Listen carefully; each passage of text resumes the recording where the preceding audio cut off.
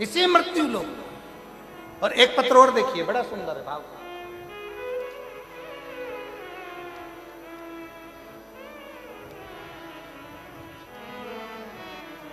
बेटी प्रमीला गुप्ता जरही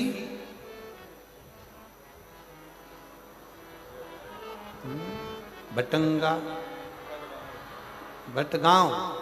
आओ ठीक है। वो पीछे का वाह जो है ना, वो काट दिया था तो हमको दिख नहीं रहा हो। कहीं बैठी है क्या? आ जाओ जीजी, आ जाओ आ जाओ आ जाओ आ जाओ।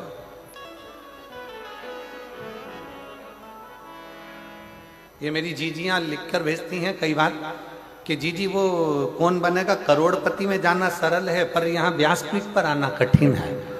इतने पत्र लिखते हैं तब जाकर ना जाने कौन सी कथा में पत्र आ जाए तब मुखा लगता है। आ जाओ दीदी आ जाओ। प्रमीला गुप्ता जरही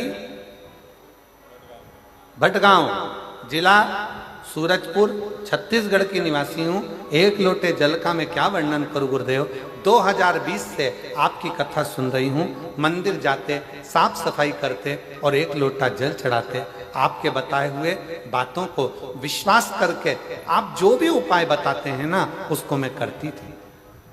मेरी बेटी सुमन गुप्ता बीएससी नर्सिंग करती थी, पर बहुत सारी कोशिश कर ली, उसका नौकरी नहीं लग रहा था।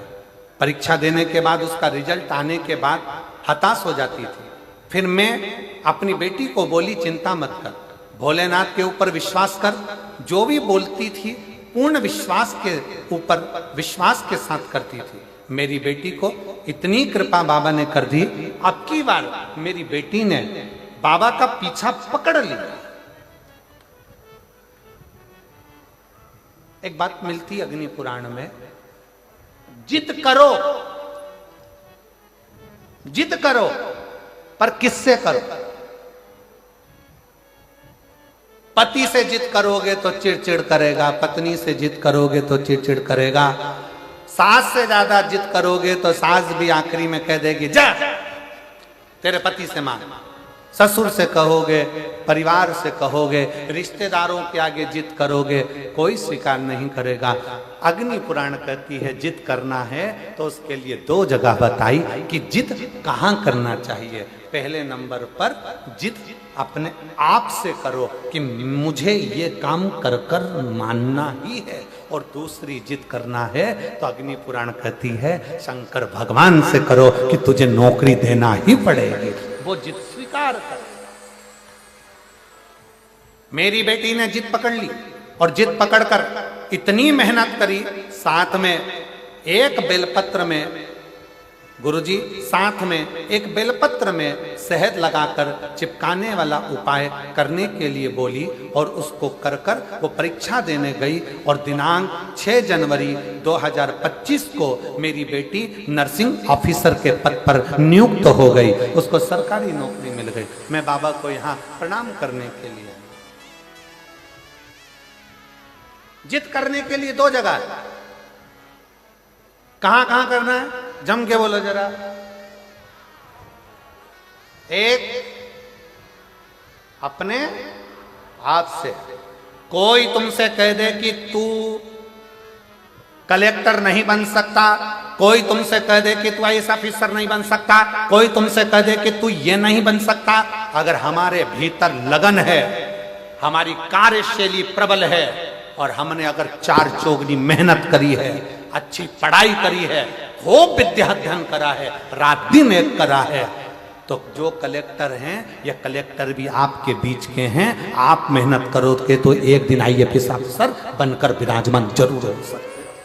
अपनी लगन, अपनी मेहनत, अपनी कार्यशीलता, अपना परिश्रम, अपनी पढ़ाई, उस पर अपने को जिद करना पड़ेगी कि मैं ये कर कर मानूंगी, मुझे डॉक्टर बनना है, डॉक्टर बनकर मानूंगी।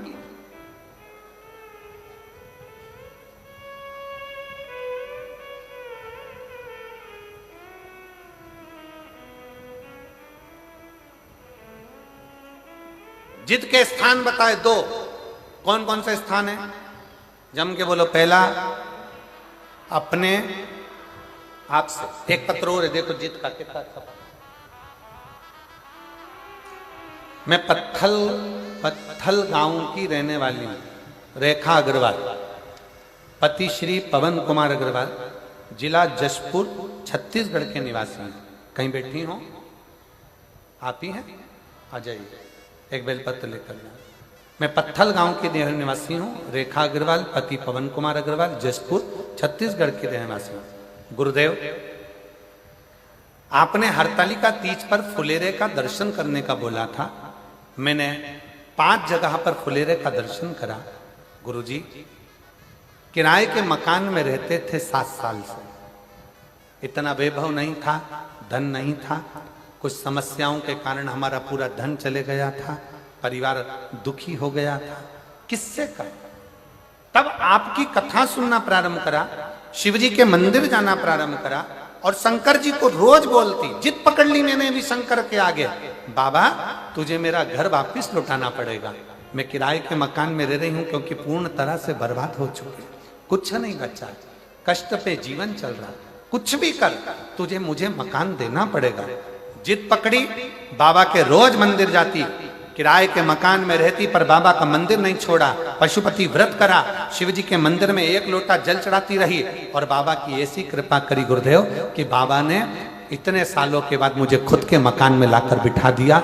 हमारा स्वयं का मकान हो गया। मैं बाबा को धन्यवाद देने के लिए जिद करने की 2 जगह